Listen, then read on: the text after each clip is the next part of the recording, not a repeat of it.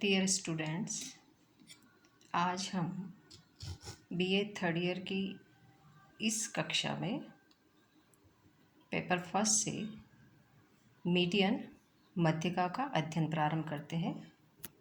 इससे पहले वाली क्लास में हमने मीन का अध्ययन किया था। उसकी गणना कैसे होती है इसके बारे में विस्तृत अध्ययन हम कर चुके हैं। आज हम मीडियन का अर्थ और उसकी गणना विभिन्न श्रेणियों में कैसे होती है इसका अध्ययन कर रहे हैं।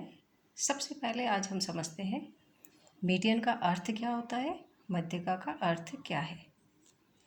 किसी समग्र श्रेणी को आरोही या अवरोही क्रम में व्यवस्थित करने पर उस श्रेणी के मध्य में जो मूल्य आता है वही मध्यिका कहलाता है। समग्र श्रेणी, यहाँ पर आपको असेंडिंग और डिसेंडिंग ऑर्डर से वैल्यू ऑफ आइटम को अरेंज करना होगा। असेंडिंग का मतलब है छोटे पद मूल्य से शुरू करते हुए बड़े पद मूल्य की ओर लिखना।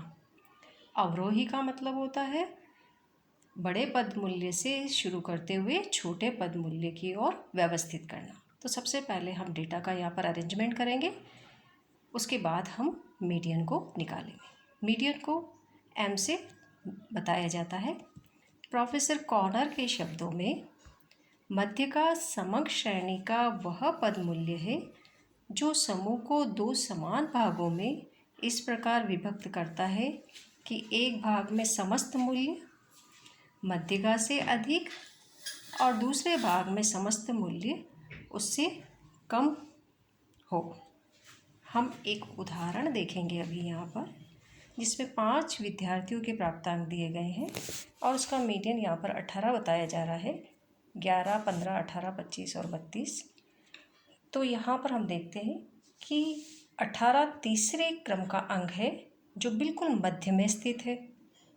इससे पहले के दोनों अंक 11 और 15 18 से कम है और उसके बाद के दोनों अंक 25 और 32 मध्यिका से अधिक है। अब हम मध्यिका की गणना को समझते हैं। सबसे पहले हम देख रहे हैं व्यक्तिगत श्रेणी में मध्यिका कैसे निकाला जाता है या मीडियन हम कैसे निकालते हैं। सबसे पहले पद मूल्यों को आरोही या अवरोही क्रम में अनुविन्यासित किया जाएगा, जो अभी हमने इसकी डेफिनेशन में देखा है।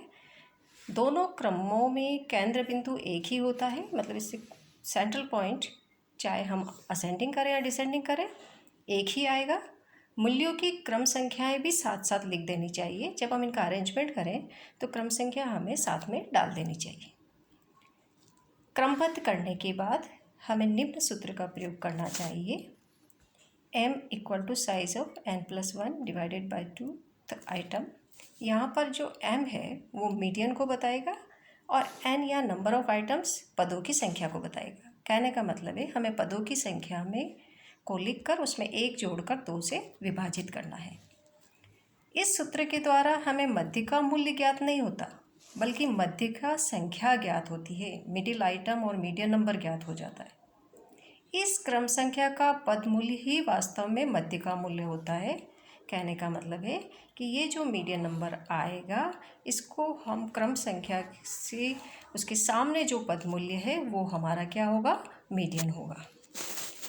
नेक्स्ट हम देखते हैं यदि व्यक्तिगत श्रेणी के पदों की संख्या विषम ओड हो, जैसे n = 5 हो नंबर ऑफ आइटम्स या n = 11 हो, तो n+1 डिवाइड बाय 2 मध्य पद पूर्णांक होता है। इसका ये फ़ायदा होता है मध्य पद पूर्णांक आने से कि हम यह मीडियन को सरलता से ज्ञात कर लेते हैं। हम फॉर्मूले में देख रहे हैं n हमारे पास में 5 है, हमने इसको फॉर्मूले में रखा n+1 divide by 2, 5 + 1 6 divide by 2 किया हमने, थर्ड आइटम आया है। ये मध्यिका संख्या पूर्णांक में आई है तो इसके सीधा तीसरा जो पद मूल्य होगा, क्रम संख्या में तीसरा जो पद मूल्य होगा वो हमारा मीडियन हो जाएगा। हमने यहाँ आसानी से इसको ज्ञात कर लिया है। इसी प्रकार से यदि n = 11 हो तो 11 + 1 12 डिवाइड बाय 2 सिक्स्थ आइटम, तो क्रम संख्या में छठा आइटम हम देख लेंगे और उसका जो पदमूल्य होगा क्रम संख्या से छठा वाला, वो हमारा यहाँ पर मीडियन हो जाएगा। तो यहाँ बहुत सरलता से हमने मीडियन को देख लिया है।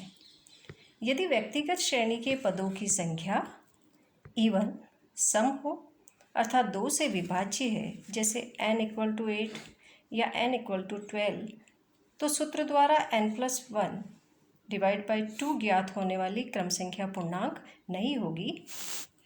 यहाँ हम देखते हैं n = 8 इवन नंबर है, n = 12 इवन नंबर है।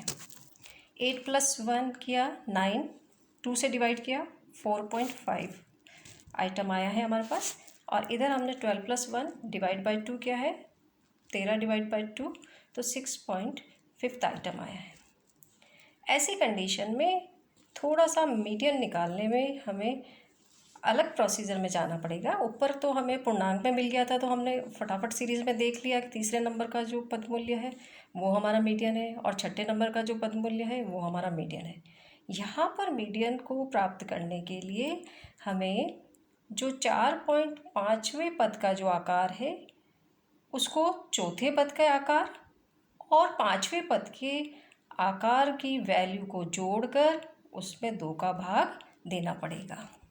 हम देखते हैं, ये देखिए 6.5 जो अभी हमने किया n = 12 में, इसमें भी आप देखिए 6.5वें पद का आकार ज्ञात करने के लिए हमें size of 6th item plus size of 7th item, कहने का मतलब है छठे क्रम का जो पदमूल्य है और 7वें क्रम का जो पदमूल्य है उन दोनों को जोड़कर 2 का भाग लगाएंगे तो 6.5 आ जाएगा।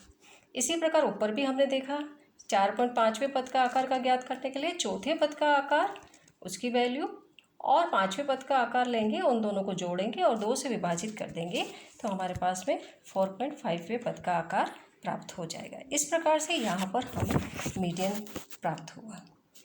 अब हम एक एग्जाम्पल से देख रहे हैं जिसमें कहा गया है कि निम्न संख्याएं हैं, इनका मध्य का मूल्य निर्धारित कीजिए।